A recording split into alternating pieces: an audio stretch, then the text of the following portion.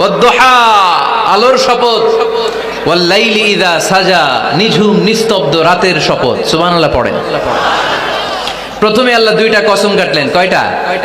দুইটা। প্রথমে দোহা, প্রভাতের সূর্য কিরণের শপথ, আলোর শপথ।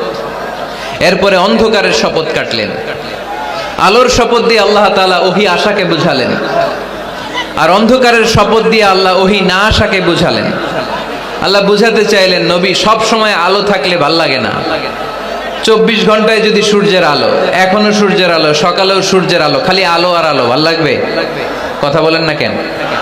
আবার 24 ঘন্টায় ঘুটঘুটে অন্ধকার, কোনো আলো টালো নাই, ভাল লাগবে?